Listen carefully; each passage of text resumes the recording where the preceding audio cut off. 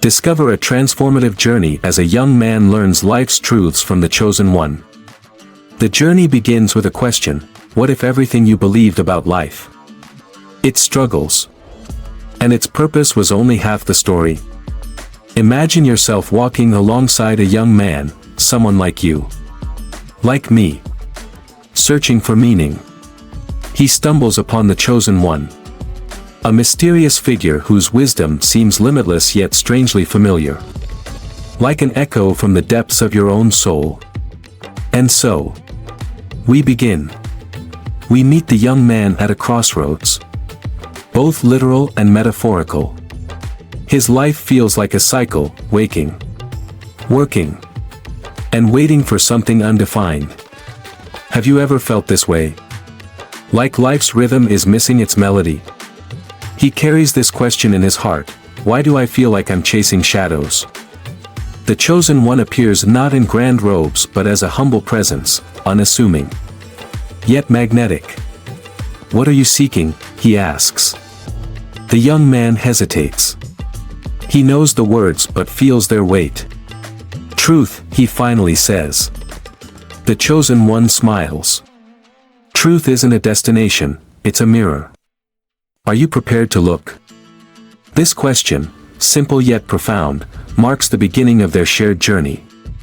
Together, they venture into a world both ordinary and extraordinary, where wisdom is hidden in plain sight. Part 1: Breaking the Illusion. You think you know the world, the chosen one says. But what you see is a reflection of your own mind. Who taught you what to value? Who told you what to fear? The young man begins to realize that his beliefs, habits, and even his desires are inherited. Society, culture, family, each played a role in shaping his view of the world. But is that view the truth? Is yours? We wear masks, the chosen one continues. Not to deceive others, but to protect ourselves. But every mask hides not only your face but also your essence. The young man feels the weight of these words. He asks, if my beliefs aren't my own, then who am I? You are what remains when the masks are removed, says the chosen one. But first, you must face your fears. What do you fear the most? Silence. Then, an answer: failure, rejection, loss. Good, the chosen one says. Fear is not your enemy. It's a compass pointing toward your greatest growth. Walk toward it, not away. The journey takes them to a bustling city where life moves at a dizzying pace. The chosen one asks, what do you see? Chaos, the young man replies. Everyone is rushing, but no one seems happy. Exactly, the chosen one says. We chase happiness like a prize. But what if it's not something to achieve? What if it's something to uncover? In the heart of the city, they find a park. Amid the noise, there's stillness, a single flower growing through a crack in the pavement.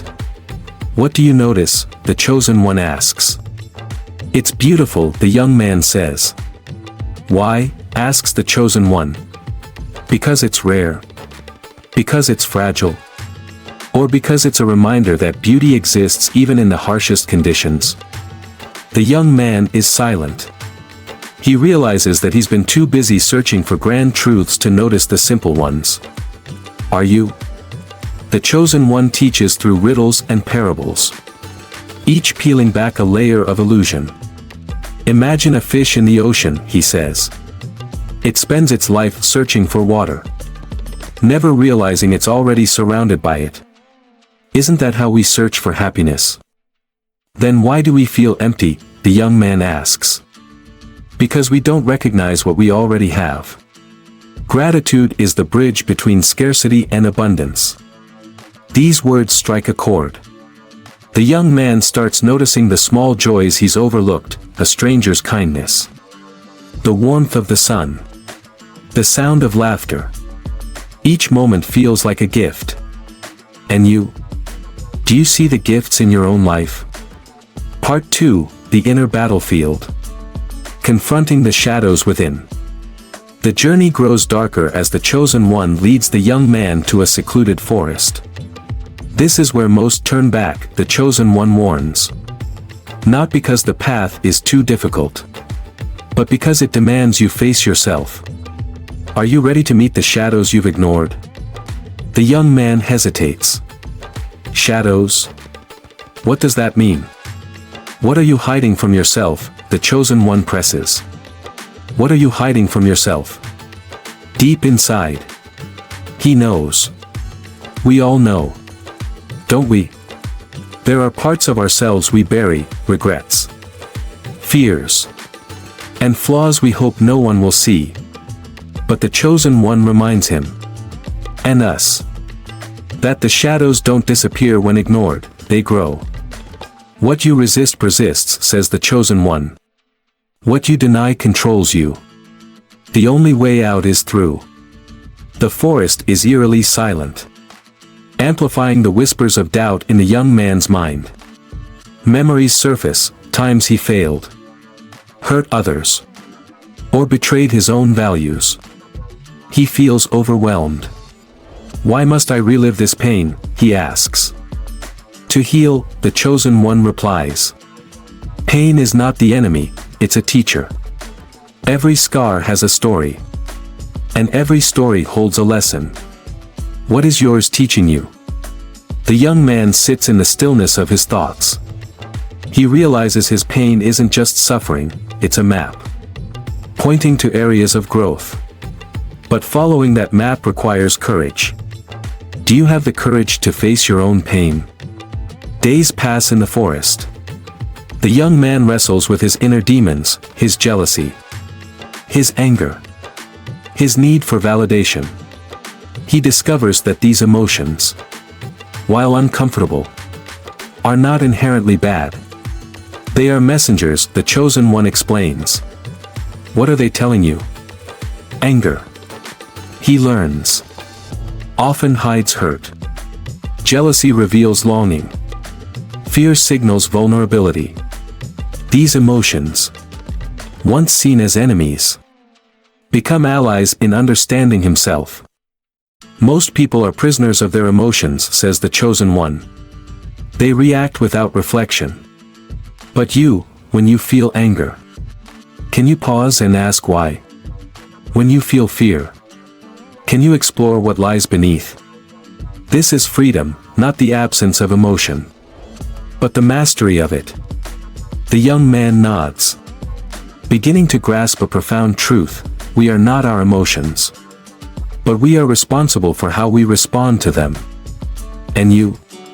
Do your emotions control you? Or do you control them? The forest challenges him in other ways. Hunger gnaws at him, and the solitude feels oppressive. Why am I being tested like this? He cries. You are not being tested, the chosen one says gently. You are being shown what you're capable of. Struggle reveals strength. This reframing changes everything. The young man realizes that discomfort isn't a punishment, it's an opportunity. He begins to see the forest not as a place of suffering but as a crucible for transformation. What about you?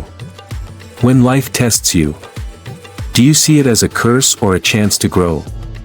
One night, under a canopy of stars, the chosen one shares a final lesson about the shadows. We all have two wolves inside us, he begins. One is fear, anger, and greed. The other is love, kindness, and wisdom. They are always fighting. Which one wins? The one you feed, the young man answers, feeling the weight of this eternal truth. But the chosen one shakes his head. No, both must eat. You cannot destroy your darkness without destroying part of yourself. Balance is the key. These words unsettle the young man. But how can I balance darkness and light?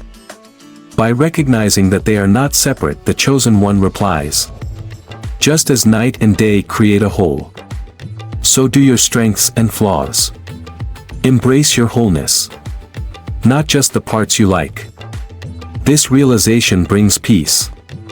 The young man no longer feels the need to fight his shadows. Instead, he begins to integrate them. Understanding that his flaws are not failures but facets of his humanity. And you? Can you accept the parts of yourself you've been running from? The journey through the forest ends. But the young man knows the work has just begun. You've met your shadows, the chosen one says. Now, it's time to meet the light. Part 3, Awakening the Inner Light. Becoming the architect of your destiny. As dawn breaks over the forest, the young man feels a shift within himself. The shadows he once feared now feel less menacing. And a quiet strength has taken root. The chosen one leads him to a mountaintop, where the world stretches endlessly before them. This is the moment of choice, the chosen one says. You've seen your darkness and walked through it.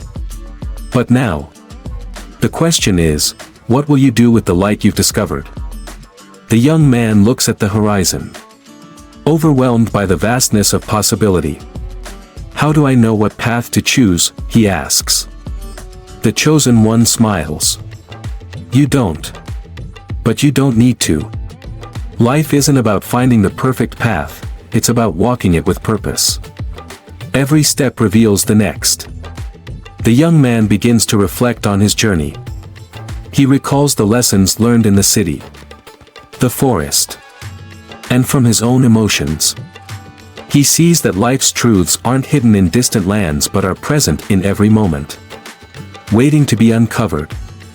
The chosen one places a hand on his shoulder. Now, ask yourself, what kind of world do you want to create? This question lingers, echoing in his mind. It's not just about his own life anymore. He realizes that every choice he makes ripples outward, touching the lives of others. And you, what kind of world are you creating with your choices? The chosen one introduces the concept of intentional living. Most people live reactively, he says. They let circumstances dictate their actions. But you can live intentionally. You can decide who you want to be and align your actions with that vision. How do I start? The young man asks. By beginning each day with a simple question, what is one thing I can do today that reflects the person I want to become? This practice seems small, almost insignificant. But the young man soon realizes its power.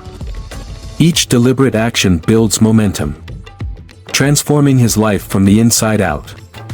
It's like planting seeds, not all will sprout, but enough will grow to create a flourishing garden. Are you planting seeds today for the life you want to live tomorrow? The mountaintop becomes a place of revelation. The chosen one teaches the young man about the interconnectedness of all things. You are not separate from the world, he explains. Every breath you take is a gift from the trees. Every thought you have is shaped by the people and experiences around you. When you hurt others, you hurt yourself. When you uplift others, you uplift yourself. This truth feels both liberating and humbling.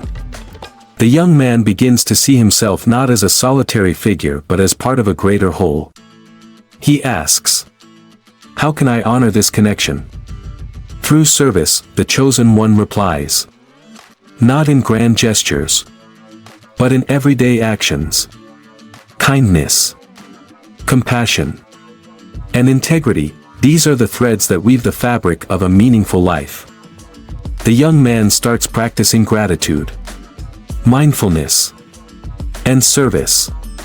He notices how these practices shift his perspective. Challenges that once seemed insurmountable now feel like opportunities. Relationships deepen as he becomes more present and empathetic. Even mundane tasks take on a sacred quality when approached with intention. And you, how would your life change if you lived with more gratitude and mindfulness? As the sun sets, the chosen one shares a final piece of wisdom. The journey doesn't end here. Enlightenment isn't a destination, it's a way of being. You will face new challenges. But now you have the tools to navigate them. Trust yourself. Trust life. The young man feels a profound sense of peace. He understands that he doesn't need all the answers. He only needs to stay present. Remain curious. And keep moving forward. Remember, the Chosen One says, "You are the architect of your destiny." Every thought, every action, every moment is a brick in the foundation of your future. Build wisely. The young man descends the mountain, carrying the light of his experiences within him. He knows the path ahead will not always be easy, but he feels ready to walk it with courage and purpose. And you, what will you build with the time you have left?